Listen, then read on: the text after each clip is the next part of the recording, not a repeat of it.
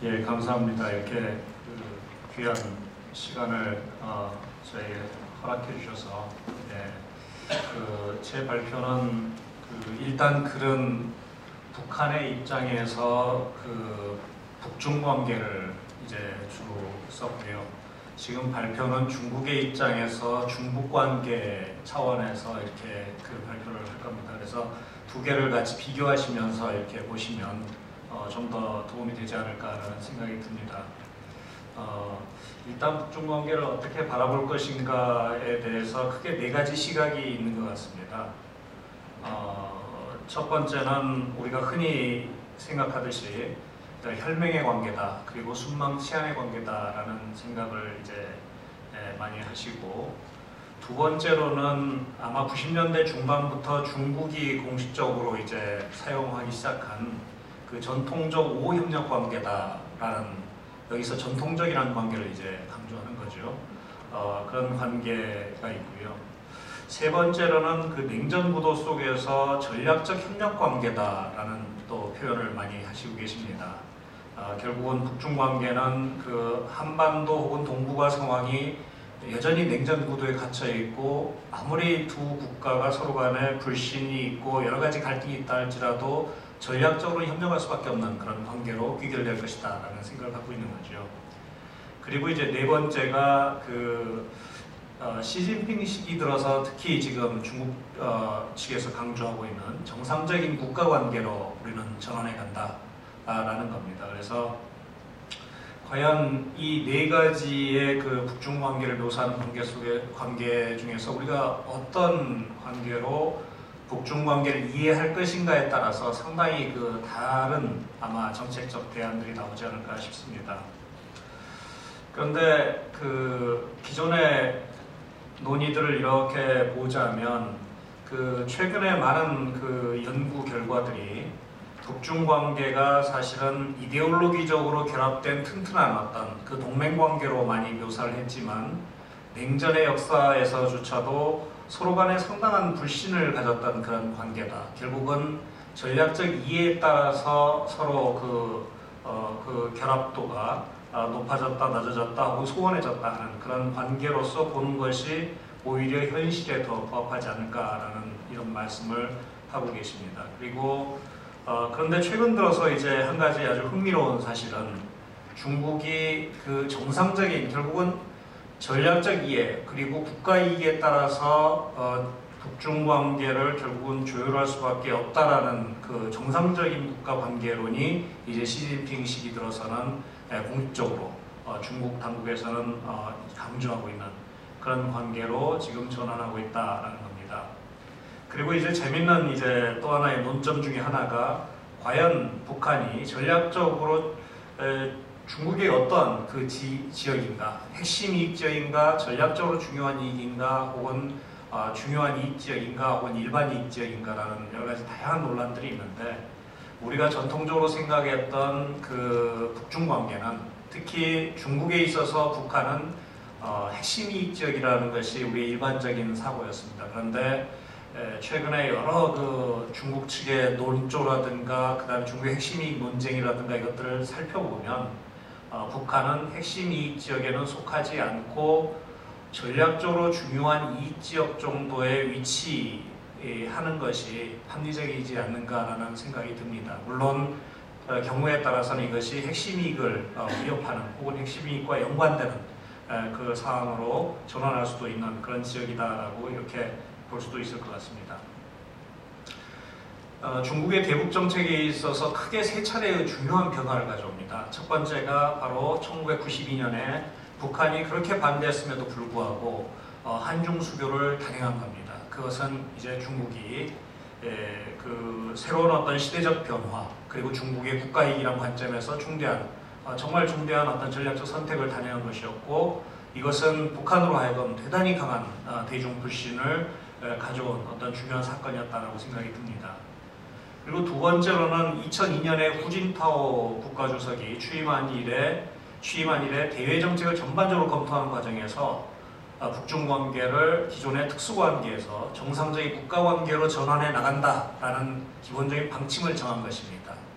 물론 그 관계는 북중 관계는 여전히 특수 관계로서 설명할 수 있는 여지가 대단히 많은 그런 외교를 했지만 정상적인 국가로 전환해 나간다는 방침은 이미 후진타오 시절에 그 결정이 된 거였고 세 번째 전환의 시기는 바로 2012년 시진핑 시기에 들어서면서 아주 상당히 중요한 어떤 의미에서는 제가 이제 표현하기엔 DNA의 변화가 사실은 진행되고 있다라고 제가 묘사한 그러면서 이제는 거의 패러다임의 어떤 변화 수준까지도 사실은 진행되고 있는 것이 아닌가라는 그렇게 바라볼 수 있을 정도로 중대한 변화가 지금 진행되고 있다라는 겁니다. 여기서 이제 우리가 주목할 것은 중국이 과거와는 다르게 새로운 강대국이라는 자아인식, 즉 발전 도상국이 아니라 이제는 강대국으로서 어떤 역할을 해야 된다는 그런 관점에서 세계 전략, 지역 전략, 한반도 전략을 다시 재평가하기 시작했다는 겁니다. 그리고 두 번째 들어서는 시진핑 시기 들어서 과거에는 한반도 안정이 절대적으로 중요한 것이었습니다. 왜 그러냐면 중국은 발전 도상국이었고 이 발전 도상국은 주변 국가와 갈등하거나 전쟁하거나 분쟁에 들어갈 여유가 없는 겁니다. 안정이 최고죠. 그래서 모든 주변 국가의 관계를 안정화하는 데 최우선을 어떤 순위를 놓았고 천안함이나 연평도 사태가 일어났을 때조차도 중국은 기존의 자신의 국가 전략에서 초래하는 어떤 그 우선순위에 따라서 안정을 강조한 그런 외교를 했던 겁니다. 그런데 시진핑 시기 들어서면서 바로 상대적으로 하위에 놓여있던 비핵화 문제가 한반도 안정에 결정적으로 중요할 수밖에 없고 한반도 비핵화 문제를 해결하지 않고는 한반도 안정과 평화도 없다라는 그 결론에 도달하게 됩니다. 그리고 두 번째로는 북한의 그 핵 안전 문제가 중국에 아주 대단히 중요한 위협을 초래할 수 있다는 생각을 갖게 되면서 비핵화를 한반도 안정에 우선해서 앞에다 놓는 그런 원칙을 발표하게 됩니다. 그리고 중국은 자신의 어떤 국가 핵심 이익에 따라서 대북 문제도 다뤄나가겠다라는 입장을 분명하게 천명하기 시작한 거죠. 그런데 이에 반해서 이제 북한의 대중 전략을 이렇게 잠깐 살펴보자면 북한은 당연히 중국이 정권의 안정과 국제 고립을 탈피하기 위한 국제적 지원자이고 마지막 보루다라는 인식은 분명히 가지고 있는 것 같습니다. 그래서 최근에 그렇게 나쁜 여러 가지 그 북중 관계에도 불구하고 사실 중국의 국민들의 마음을 사기 위한 여러 가지 아주 섬세한 부분에 있어서 공공외교는 북한이 사실 지금 시행 중에 있습니다. 그래서 지진이 일어났을 때도 같이 국기를 하강해서 북한의 그 길을 하강해서 중국과 같이 슬픔을 같이 나누는 그런 거라든가 최근에도 다양한 어떤 여러 가지 그 중국 국민들의 마음에 어필할 수 있는 그런 접근들은 계속하고 있는 것으로 보입니다. 그리고 두 번째로는 당연히 경제난 해소를 위해서 가장 중요한 경협 동반자이지요. 그리고 세 번째는 북한군 현대화를 해줄 수 있는 가장 중요한 국가로서 짓고 있고 그리고 중국 외교가 한국의 경도되는 것을 억제하고자 하는 또 의지도 강하고 그리고 마지막으로 중국의 과도한 어떤 정치적 간섭과 경제적 의존을 탈피하기 위한 그 노력도 동시에 인식하고 있다는 거죠. 그래서 일부 사람들이 이렇게 중국 사람들이 저에게 북한의 DNA나 한국의 DNA는 비슷한 것 같다 이런 얘기를 하게 되는 그 근거가 아마 거기에서 또 나오지 않을까 싶습니다. 2014년에 북한의 외교를 보면 그렇게 중국과 관계가 악화되면서도 사실은 중국에게 굴복하기보다는 미국이나 일본, 러시아 쪽으로 계속 그 외교의 외연을 확대하면서 돌파구를 마련하기 위해서 노력하는 그런 모습이 사실 보여지고 있습니다. 자, 그러면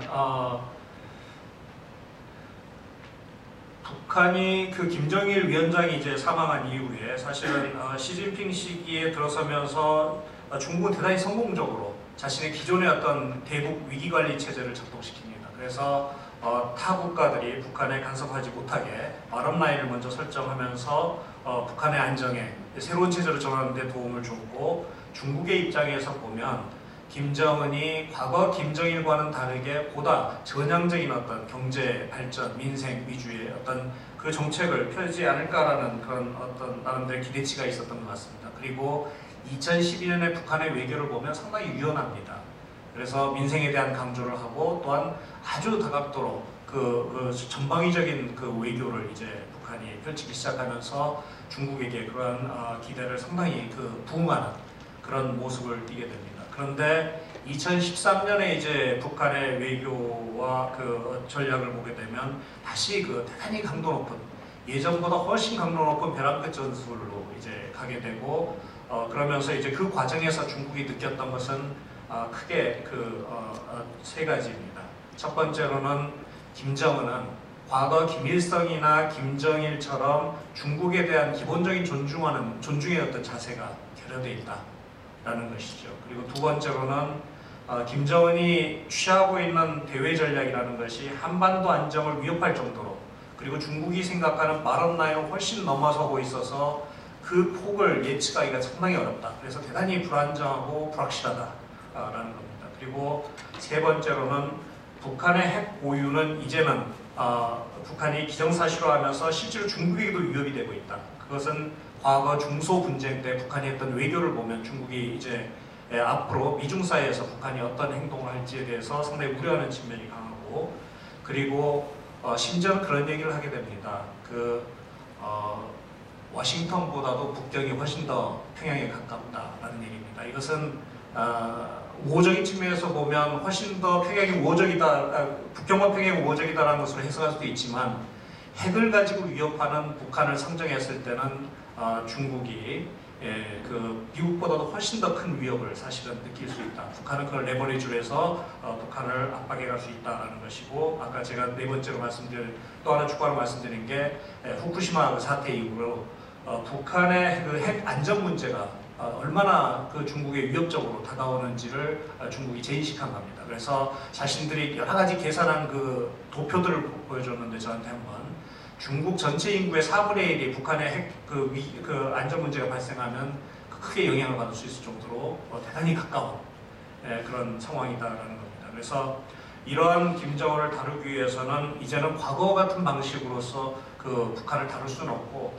새로운 접근 방식이 필요하다는 것이 시진핑의 생각인 것 같습니다. 그런데 여기서 이제 우리가 한 가지 흥미로운 사실은 중국 내부에서도 지금 전문가들과 관료, 그리고 중국 최고 지도부, 민간들 간의 대북 정책에 대한 인식의 괴리가 너무나 커졌다는 겁니다. 그리고 서로가 서로를 잘 이해하지 못하고 혼란스러워하는 그런 시기에 지금 놓여 있지 않는가.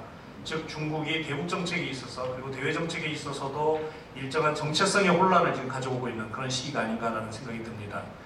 제 이제 방식대로 설명하자면 중국 내 전략 사고가 과거 발전 도상론자들이 주류 사고가 돼 있었던 것에 비해서 이제는 신흥 강대국론자들이 주류로 전환하는 과정 속에서 다양한 혼란들이 일어나고 있고, 새로운 변화의 핵심은 중국의 관료라든가 혹은 전문가들이 아니고 사실은 시진핑과 시진핑 판공실, 그리고 중국의 중앙정책실에서 이제 그것이 나오고 있기 때문에 밑에 전문가들조차도 대단히 혼란스러운 상황 속에서 이것을 해석하는 그런 상황 속에 있다는 것입니다. 그런데 여기서 분명한 것은 중국은 이제는 과거 더 이상 발전 도상론적인 입장에서 북한과 어떤 형태든 간에 전략적 협력을 가져오고 안정을 취하는 것이 우선이라는 사고가 아니고, 이제는 내가 강대국이고 너희는 약소국인데 약소국이 강대국의 핵심 이익을 마음대로 좌지우지하는 그런 상황을 초래하는 것은 이제 용납할 수 없다는 생각이 중국에는 분명해진 것 같습니다. 따라서 중국이 현재 제가 엊그제입니다. 사실은 중국의 중앙당교 전략연구소를 방문해서 한바오정 소장과 이제 이야기를 하면서 그 양반이 저한테 했던 얘기가 참 인상적이에요. 잠깐 소개하겠습니다. 과거의 북중 관계는 오히려 비정상적이었다. 지나치게 친하면 오히려 과도하게 요구하는 경향이 있었다. 한중 관계 강화에 북한이 불쾌해하는 것을 우리는 충분히 예상하고 있다. 북중 전통 관계는 여전히 역사적으로는 사실이다. 그렇지만 새로운 우위는 서로에게 주어진 새로운 도전과 임무이고, 이를 위해서는 북한의 조정이 필요하다. 한반도의 비핵화는 한반도 및 중국의 이익에 부합되는 것이고, 한반도 평화와 안정을 위한 조치에 북한이 인정하지 않을 때 북중 관계는 앞으로도 쉽지 않을 것이다. 북한이 어떻게 중국을 인식하느냐가 중요하고, 대외 관계에 있어서 중국은 더 이상 이데올로기에 입각해서 위기관계를 취하지 않을 것이고, 중국이 취한 시장 경제 원칙을 북한이 결국은 받아들여야 될 것이다. 그리고 북중 관계 개선은 시간이 필요할 것으로 본다. 라는 것입니다. 그래서 이 대단히 사실은 우리 한 정부 당국자가 이야기하는 것이 아닌가라고 이야기를 들을 정도로 예, 그 강한 얘기를 중국 중앙당국의 전략연구소 한바오저 소장이 바로 며칠 전에 이제 저에게 그렇게 강하게 강조를 했습니다.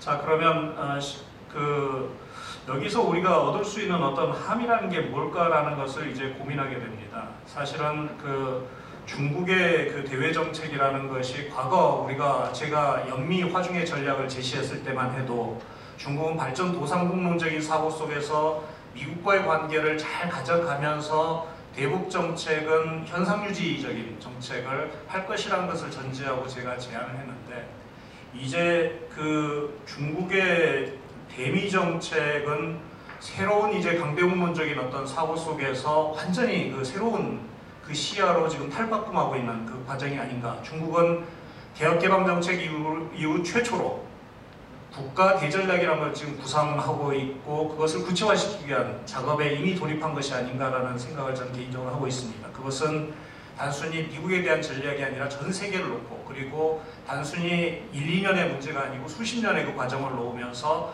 마치 바둑판에 포석을 깔아가던 그런 이제 전략을 구체화시키기 시작한 겁니다. 여기에서 이제 미국과의 관계는 당분간은 사실은 강대국 관계를 통해서 핵심 이익이나 전략적으로 중요한 이익은 상호 존중하고 그 부분에 대해서는 건드리지 않는다면 미중 관계는 당분간 계속 이런 상태로 가면서 전 세계의 판을 놓고 이제 경쟁해 나가는 그런 관계로 가겠다는 것인데, 이 과정에서 이제 저희에게는 사실 훨씬 더 큰 도전으로 다가옵니다. 우리가 오바마, 시진핑 시대 아닙니까? 거기서 앞에 따른 OX 시대입니다. 그래서 O냐 X냐 라는 것이 생각보다 훨씬 빠르게 저희 외교에 지금 다가오고 있는 것이죠. 그래서 최근에 아세아 신안보관이라든가 AIB라든가 이 문제에 있어서 우리가 이미 마치 제로섬 게임적인 그런 상황, 사드 문제라든가 거기에 이제 우리가 직면하고 있는 것이 우리 현실이 아닌가라는 생각이 듭니다. 여기에서 우리가 이제 주목해야 될 것은 미중 간의 관계의 긴 전략적 향배와 갈등과 어떤 협력, 이 공간 속에서 사실은 독특한 성격을 우리가 이제 이해하는 것입니다. 그래서 가장 중요한 것은, 제가 제안할 것은 연미 화중의 전략과 연미 협중의 전략을 결국 결합시키는 상황이 지금 필요하겠다라는 저 개인적인 생각입니다. 그래서 그에 관한 내용들을 구체적으로 이제 제가 슬라이드에 다시 이렇게 해놨는데, 핵심은 그겁니다. 연미 화중의 전략의 핵심은 미국이나 중국이나 다 같이 한국을 중시할 수밖에 없다는 겁니다. 전략적으로. 그런 시기는 길게 가진 않을 겁니다. 그렇지만 지금 이 몇 년간이 전략적 공간의 창이고, 그것을 최대한 활용해서 우리가 우리의 전략적 위상을 높이면서 우리의 이익을, 그리고 양국과 관계를 잘 가져갈 수 있는 기초를 지금 닦아놓지 않으면 앞으로 어렵다. 그래서 구동축의 전략, 즉 과감하게 차이점들을 축소해 나가는 노력을 지금 기울여야 될 때가 바로 연미화중 전략의 핵심입니다. 연미협중의 전략은 특정한 사안에서 공동의 목표를 같이 가지고 공동의 행동을 추진하는 단계로까지 가는 겁니다. 그것은 제가 보기에는 북한 문제에 관해서는 이제 중국과 훨씬 더 과감하게 과거의 어떤 우리가 가지고 있었던 전제를 넘어서서 과감하게 공동 행동 전략으로 갈 수 있는 그런 단계에 들어서지 않는가. 그리고 이것은 이제 심지어 북한 위기 관리 문제도 저는 중국이 호응할 거라고 봅니다. 이런 이제 노력들을 이제 기울여야 될 시기다라는 생각이 듭니다.